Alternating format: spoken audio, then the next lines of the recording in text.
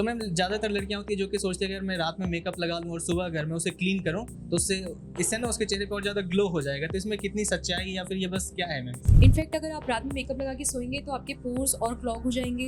एक ma'am actress है तमन्ना भाटिया। तो उन्होंने एक अपनी इंटरव्यू में उन्होंने कहा था कि वो ना अपने चेहरे पे थूक लगाती है तो उससे क्या होता है कि उसका चेहरा ग्लो करता है। तो क्या आपको लगता है इसमें सच में कुछ है या फिर ये ऐसे ही बस मिथ है ये? आप सलाइवा को लगाते हैं अपने एक्ने पे तो कभी कभी एक्ने पास बहुत सारे ऐसे पेशेंट होते होंगे जो कहते होंगे कि मुझे झाइयाँ हो गए हैं। तो मैम वो उनसे कैसे निपट सकते हैं? क्या उसके लिए मेडिकल ट्रीटमेंट ही ज़रूरी है या फिर वो कोई घरेलू नुस्खे भी अपना सकते हैं? झाइयाँ हम कंट्रोल कर सकते हैं। झाइयाँ हम ये नहीं बोल सकते कि आपको कि हमने झाइयों का ट्रीटमेंट दे दिया और हमेशा के लिए वो ट्रीटेबल है, ऐसा नहीं है। तो मैम लेज़र ट्रीटमेंट को लेके आजकल जो है कि कई सारे सैलून में लेज़र ट्रीटमेंट कर रहे हैं। उसके पास ना कोई अनुभव है, ना कोई डॉक्टर की डिग्री है, लेकिन फिर भी वो लेज़र ट्रीटमेंट कर रहा है और फिर हम ऐसी खबरें सुनते हैं कि उसके कारण स्किन का कैंसर हो रहा है। अगर उनसे कुछ भी साइड इफेक्ट्स होते हैं तो वो उनको कैसे मैनेज करेंगे वो भी हमें नहीं पता है। तो आपको अगर लेजर ट्रीटमेंट लेना है तो प्रॉपर डर्मेटोलॉजिस्ट से ही लेना है। क्या नींबू लगाने से सच में हमारा चेहरा गोरा होता है? ये नींबू भगवान ने खाने के लिए बनाया है, उसको खाने के लिए इस्तेमाल करें। जब हम धूप में कहीं निकलते हैं बाहर तो क्या सिर्फ सनस्क्रीन ही हमें प्रोटेक्ट कर सकता है या फिर अगर हम मास्क पहन ले या फिर हम जैसे लड़कियों के लिए चुनरी वगैरह वो ओढ़ लेती है तो क्या उससे भी प्रोटेक्ट होता है या फिर सनस्क्रीन लगाना जरूरी होता है? सनस्क्रीन लगाना डेली बहुत ज़्यादा ज़रूरी है और हर किसी को ये अपने डेली रूटीन में शामिल करना चाहिए। एक सवाल आपसे और होगा कि अगर हम जब भी स्ट्रेस में होते हैं या फिर गुस्से में होते हैं क्या उससे हमारा चेहरा डल हो जाता है? कोई भी चीज़ हमारी स्ट्रेस से खराब भी होती है। कि हेयर ट्रांसप्लांट कराने में उसके लिए कितना खर्च आता है? क्या एक आम इंसान क्या उसे अफोर्ड कर सकता है? तो आपका हेयर लॉस कितना हो चुका है वो उस पर डिपेंड करेगा। नमस्कार, मेरा नाम है अभिनव राज। राजस्थान वन हेल्थ में आपका स्वागत करता हूँ। आज हमारे साथ जुड़ी हैं doctor Neha Agarwal. Echoes clinic है जो कि मानसरोवर में है और मैं इसका लोकेशन वगैरह वहाँ पे डाल दूंगा वीडियो में। आज हम डॉक्टर मैम से बात करेंगे हेयर को लेकर के या फिर चेहरे को लेकर के, चेहरे पे जो मुहासे हो जाते हैं या फिर आजकल के जो युवा हैं या फिर जो भी लोग हैं वो सोशल मीडिया से ज़्यादा प्रभावित होकर के न जाने कौन कौन से कॉस्मेटिक प्रोडक्ट खरीद लेते हैं और अपने चेहरे का हाल और अधिक बिगाड़ लेते हैं। तो मैम से कुछ इन्हीं सारे सवालों से शुरुआत करते हैं। सबसे पहला सवाल मैम आपसे होगा कि अगर मुहासे हो जाए तो हमें किन बातों का ध्यान रखना चाहिए या फिर हम उसे कैसे ठीक कर सकते हैं? देखिए, मुहासे होने पे सबसे इंपॉर्टेंट चीज़ है कि उसको हाथ से फोड़ना नहीं है। अगर आप उसको हाथ से फोड़ने की कोशिश करेंगे तो उसमें धब्बे होने की और स्कारिंग होने की पॉसिबिलिटी और ज़्यादा बढ़ जाती है। दूसरा इंपॉर्टेंट है कि अगर आप मेकअप यूज़ कर रहे हैं तो रात में मेकअप निकाल के ज़रूर सोना है, क्योंकि अगर आप मेकअप लगा के सोएंगे तो उससे पोर्स और क्लॉग होंगे और ज़्यादा पॉसिबिलिटी मुहासे की बढ़ जाएगी। थर्ड इंपॉर्टेंट चीज़ है, चेहरे पर Vaseline, Boroplus, Boroline, fruit cream, body lotion, तेल, ये सब बिल्कुल नहीं लगाना है। इससे अगेन पोर्स क्लॉग हो सकते हैं और मुहासे की पॉसिबिलिटी बढ़ जाती है। इसके अलावा हमें खाने में जो दूध से बने आइटम्स हैं और शुगर, ये सब का इंटेक कम करना चाहिए। हाँ मैम, आपने बहुत सही वो बताया कि रात में जो है हमें मेकअप लगा करके नहीं सोना चाहिए, मतलब लड़कियों को, हमें क्या।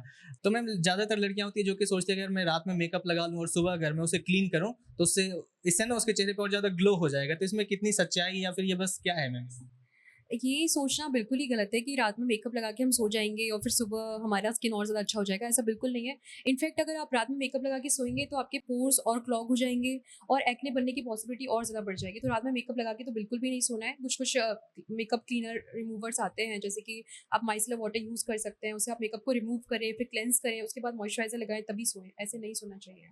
मैम एक बहुत ही वायरल रील है और शायद आपकी भी नज़र कभी न कभी उस पे पड़ी होगी। एक मैम एक्ट्रेस है तमन्ना भाटिया। तो उन्होंने एक अपनी इंटरव्यू में उन्होंने कहा था कि वो ना अपने चेहरे पे थूक लगाती है, तो उससे क्या होता है कि उसका चेहरा ग्लो करता है। तो क्या आपको लगता है इसमें सच में कुछ है या फिर ये ऐसे ही बस मिथ है ये? ये उनका मिथ है, क्योंकि सलाइवा जो है उसमें बहुत सारे बैक्टीरियाज़ होते हैं, एंजाइम्स होते हैं। तो अगर मान लीजिए आप सलाइवा को लगाते हैं अपने एक्ने पे तो कभी-कभी एक्ने और ज़्यादा फ्लेयर अप हो सकता है और इन्फेक्शन के चांसेस और ज़्यादा बढ़ सकते हैं। तो ऐसा अपन को नहीं करना चाहिए, दिस इज़ नॉट एडवाइजेबल। अगर मुहासे होता है तो आप उसका प्रॉपर ट्रीटमेंट डर्मेटोलॉजिस्ट से लें और वो ट्रीटेबल है। मैम एक सवाल और है कि आजकल ना लोगों को झाइयाँ बहुत हो रहे हैं। आपके पास बहुत सारे ऐसे पेशेंट होते होंगे जो कहते होंगे कि मुझे झाइयाँ हो गए हैं। तो मैम वो उनसे कैसे निपट सकते हैं? क्या उसके लिए मेडिकल ट्रीटमेंट ही ज़रूरी है या फिर वो कोई घरेलू नुस्खे भी अपना सकते हैं? देखिए, झाइयों के लिए घरेलू नुस्खे या घरेलू ट्रीटमेंट नहीं करना चाहिए। और कुछ झाइयों के ज़्यादातर पेशेंट्स जो हमारे पास आते हैं वो मेडिकल से लेके कुछ क्रीम्स लगा रहे होते हैं, जिससे उनकी झाइयाँ थोड़े टाइम तो सबसाइड हो जाती है, उनको लगता है कि अच्छा हो रहा है, बट धीरे-धीरे लॉन्ग टर्म में झाइयाँ और ज़्यादा खराब हो जाती हैं। तो झाइयों के पेशेंट से मेरा रिक्वेस्ट है कि आप सनस्क्रीन ज़रूर लगाएँ, एटलीस्ट 3 बार 1 दिन में लगाना है। और झाइयों के लिए आप अपने डर्मेटोलॉजिस्ट से मिलें, वो आपको कुछ भी क्रीम्स लगाने के लिए देंगे, डिपिगमेंटेड क्रीम्स, वो आपको लॉन्ग टर्म में लगाना होता है। तो झाइयाँ हम कंट्रोल कर सकते हैं। झाइयाँ हम ये नहीं बोल सकते कि आपको कि हमने झाइयों का ट्रीटमेंट ट्रीटमेंट दे दिया और हमेशा के लिए वो ट्रीटेबल है, ऐसा नहीं है। वो दोबारा हो सकता है अगर आपने केयर नहीं रखा, सनस्क्रीन नहीं लगाया प्रॉपर्ली। तो झाइयों के लिए सनस्क्रीन बहुत ज़्यादा इंपॉर्टेंट है और कुछ मेंटेनेंस क्रीम्स उसमें चलती रहती है। मैम आपके यहाँ भी लेजर ट्रीटमेंट होता है, मैं बाहर देख रहा था। तो मैम लेजर ट्रीटमेंट को लेके आजकल जो है कि कई सारे सैलून में मेजर लेजर ट्रीटमेंट कर रहे हैं। उसके पास ना कोई अनुभव है, ना कोई डॉक्टर की डिग्री है, लेकिन फिर भी वो लेजर ट्रीटमेंट कर रहा है। और फिर हम ऐसी खबरें सुनते हैं कि उसके कारण स्किन का कैंसर हो रहा है, पता नहीं क्या-क्या हो रहा है। तो आपको लग रहा है ये कहाँ से सही है कि ना कोई डिग्री, ना कुछ भी, और वो लेजर ट्रीटमेंट कर रहे हैं, जो कितना रिस्की काम है? देखिए, ये बिल्कुल ही गलत है, उन लोगों को ऐसा बिल्कुल नहीं करना चाहिए और कराने वाले जो लोग हैं, जो भी उनके पास जा रहे हैं, उनको भी ऐसा मतलब उनके पास नहीं जाना चाहिए। अगर वो लोग हमारे पास बहुत सारे पेशेंट आते हैं, सैलून में ट्रीटमेंट कराया, एक तो रिज़ल्ट नहीं आया और ऊपर से अगर मान लो मतलब कभी-कभी ऐसे पेशेंट्स भी आते हैं जो बर्न लेके भी आते हैं कि जल गया है, चेहरे पे जल गया है, वहाँ पे लेज़र ट्रीटमेंट कराया था, तो आपको सैलून में जाके बिल्कुल भी लेज़र ट्रीटमेंट वगैरह ये सब बिल्कुल नहीं कराना चाहिए। हाँ, उनके पास पता नहीं वो क्या डिवाइसेज़ रखते हैं, एफडीए अप्रूव्ड है, नहीं है और करने वाले लोग कैसे हैं। अगर उनसे कुछ भी साइड इफ़ेक्ट्स होते हैं, तो वो उनको कैसे मैनेज करेंगे, वो भी हमें नहीं पता है। तो आपको अगर लेज़र ट्रीटमेंट लेना है तो प्रॉपर डर्मेटोलॉजिस्ट से ही लेना है। प्लस एक और चीज़ जो आपने बोला जो बहुत सारे लोगों को लगता है कि भी लेज़र से कैंसर होता है, तो ऐसा बिल्कुल भी नहीं है कि लेज़र से कैंसर होता है। ये बहुत सारे लोगों का मानना है कि लेज़र से कैंसर होता है, तो this is not true. Ma'am एक और सवाल है कि क्या नींबू लगाने से सच में हमारा चेहरा गोरा होता है? क्योंकि मैम जहाँ तक मैं जानता हूँ कि नींबू में एसिड पाया जाता है, जो कि हमारे चेहरे के लिए हानिकारक भी होता है, लेकिन फिर भी लोग नींबू काट के उसे रगड़ते रहते हैं। तो इससे इससे क्या होता है? क्या सच में हमारा चेहरा ग्लो करने लगता है उससे? देखिए, नींबू भगवान ने खाने के लिए बनाया है, उसको खाने के लिए इस्तेमाल करें, उसको चेहरे पे ना लगाएँ। उससे कभी-कभी स्किन में बहुत ज़्यादा इरिटेशन होने की पॉसिबिलिटी होती है। स्किन ड्राई हो सकती है, सेंसिटिव हो सकती है और ज़्यादा रेड हो सकती है, तो चेहरे पे तो नींबू बिल्कुल नहीं लगाना है। और मैम क्या बर्फ जो होता है, आइस जो होता है, जो हम फ्रिज में जमाते हैं, क्या उससे हमारी स्किन टाइट हो जाती है? ये भी मैंने कहीं देखा था सोशल मीडिया पे, अगर हम उसे लगाते हैं तो हमारी स्किन की जो झुर्रियाँ हैं, वो खत्म होकर के हमारी स्किन टाइट हो जाती है। देखिए, अगर आप बर्फ़ लगाते हैं चेहरे पे, तो थोड़े टाइम के लिए स्किन में ऐसा टाइट वाला फ़ील आता है। वो वेसल्स के मतलब वेसल कंस्ट्रक्शन की वज़ह से ऐसा होता है, बट वो बहुत ही टेम्परेरी होता है। तो अगर आप थोड़े टाइम के लिए आप ये करना चाहते हो टेम्परेरी रिलीफ़ के लिए, तो ठीक है, बट वो बहुत ही सेकंड्स के लिए होता है। तो लॉन्ग टर्म के लिए ये चीज़ बिल्कुल भी फ़ायदेमंद नहीं है। मैम एक सवाल मैम और होगा कि जब हम धूप में कहीं निकलते हैं बाहर, तो क्या सिर्फ सनस्क्रीन ही हमें प्रोटेक्ट कर सकता है, या फिर अगर हम मास्क पहन ले, या फिर हम जैसे लड़कियों के लिए चुनरी वगैरह वो ओढ़ लेती है, तो क्या उससे भी प्रोटेक्ट होता है, या फिर सनस्क्रीन लगाना जरूरी होता है? एक और इसी में एक दूसरा सवाल होगा, क्या सनस्क्रीन जब हम धूप में बाहर निकल रहे हो सिर्फ उसके लिए है, या फिर हम उसे घर में भी इस्तेमाल कर सकते हैं? देखिए, सनस्क्रीन बहुत ज़्यादा ज़रूरी है। उसको हम चाहे घर के अंदर हो, घर के बाहर हो, कोई सा भी मौसम हो, एटलीस्ट हमें 3 बार तो लगानी है, 2 से 3 घंटे के गैप पे। सुबह जैसे 8-9 बजे लगा लिया, 12 बजे, 4 बजे, इसको रिपीट करना ज़रूरी है। अब बहुत सारे लोग बोलेंगे कि भई हमारे घर में तो धूप आती ही नहीं है या फिर हम तो बाहर जाते ही नहीं है, तो फिर हम सनस्क्रीन दिन में क्यों लगाएँ? मतलब घर पे क्यों लगाएँ? तो जो फ़ोन की स्क्रीन होती है, लैपटॉप की जो लाइट होती है, घर की जो लाइट्स होती हैं, उनसे भी पिगमेंटेशन होता है, उनसे भी फाइन लाइन्स, रिंकल्स वगैरह की प्रॉब्लम होती है। तो सनस्क्रीन लगाना डेली बहुत ज़्यादा ज़रूरी है और हर किसी को ये अपने डेली रूटीन में शामिल करना चाहिए।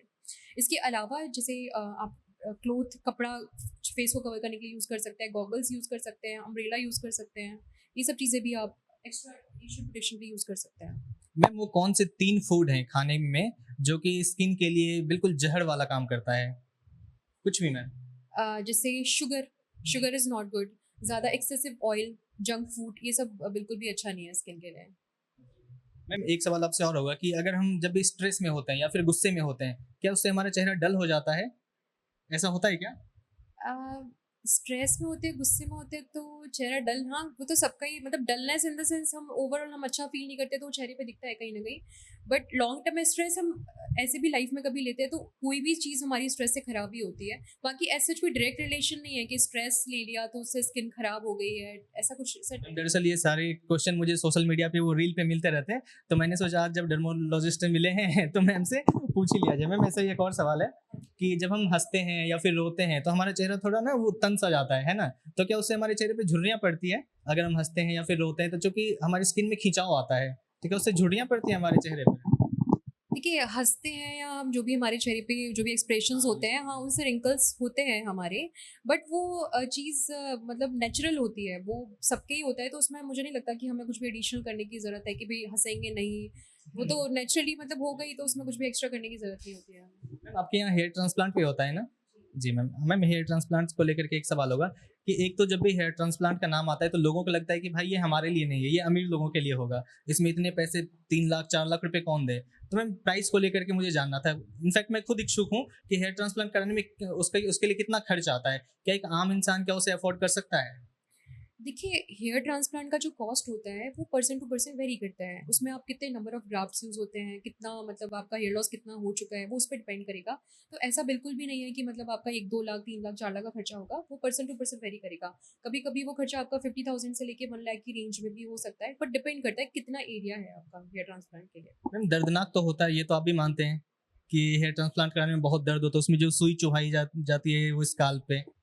देखिए, अब उसमें एनेस्थीसिया दिया जाता है। ऐसा नहीं कि जो बाकी का ट्रांसप्लांट का जो प्रोसीजर होता है, उसमें पेन नहीं होगा, बट जब एनेस्थीसिया हम स्टार्टिंग में देंगे, तो उसमें डेफ़िनिटली वो थोड़ा-सा पेनफुल होता है। बट अब चूँकि बालों का जाने का दर्द ऑलरेडी इतना ज़्यादा होता है, तो आई थिंक पेशेंट वो टॉलरेट ईज़िली कर लेते हैं, ऐसा कोई दिक्कत नहीं आता है। मैम आपसे एक आखिरी सवाल होगा कि आजकल ना ज़्यादातर लोग जो हेयर रिडक्शन करवाते हैं, खास करके मैं देखता हूँ लड़कियों के जो चेहरे पे यहाँ पे बाल आ जाते हैं, तो वो उसको रिडक्शन करवाते हैं। क्या उससे सच में उसका कोई साइड इफ़ेक्ट है? क्या उससे स्किन कैंसर होता है? ऐसा होता है क्या? देखिए, आपने बिल्कुल सही पॉइंट आउट किया। ये बहुत सारे लोग ऐसा मानते हैं कि भई लेज़र करवाएँगे तो स्किन में कैंसर होने की पॉसिबिलिटी है। But this is totally a myth, ऐसा बिल्कुल भी नहीं होता है। लेज़र से कैंसर का कोई रिस्क नहीं होता। वो टारगेटेड एनर्जी होती है, वो स्पेसिफिकली आपका जो बाल है उसकी जड़ को ही टारगेट करती है। उसका आस-पास के एरिया से कोई लेना-देना नहीं है। प्लस लेज़र से कोई बर्न होने के चांसेस भी नहीं होते हैं।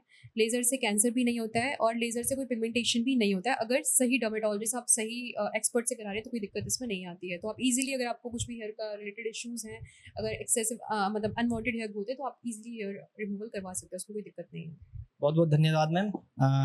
बहुत सारे मज़ेदार सवाल थे और मैम ने उससे भी बहुत मज़ेदार जवाब दिया है।